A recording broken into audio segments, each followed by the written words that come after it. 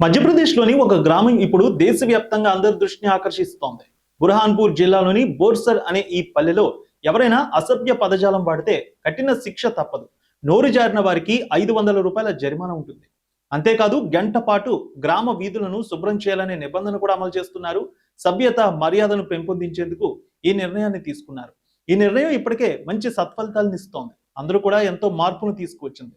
గ్రామ సర్పంచ్ అంతర్ సింగ్, ఉప సర్పంచ్ వినోద్ షిండే, సామాజిక కార్యకర్త అశ్విన్ పటేల్ ఈ వినూత్న ఆలోచనకు శ్రీకారం చుట్టారు. గ్రామంలో గతంలో సుమారు 6000 జనాభా ఉన్న ఈ గ్రామంలో చిన్న పిల్లలు సైతం బహిరంగంగా బూతులు మాట్లాడుతూ గొడవలకు వచ్చేవారు.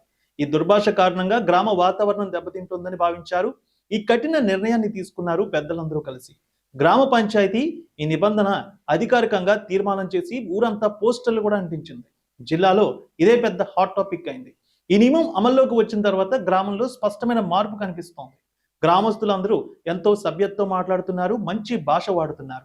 20 మందికి పైగా వార్డు సభ్యులు నిరంతరం పర్యవేక్షణ చేస్తూ ఉన్నారు. ఈ నియమం సమర్థవంతంగా అమలవుతోందనే విషయాన్ని కూడా తెలియజేస్తున్నారు. ముఖ్యంగా ఈ నియమం వల్ల మహిళలు ఎంతో సంతోషంలో ఉన్నారు. సర్పంచ్ ఇదే విషయాన్ని తెలియజేశారు. ఇప్పటికే 4-5 అవార్డులు కూడా వచ్చాయి గ్రామానికి.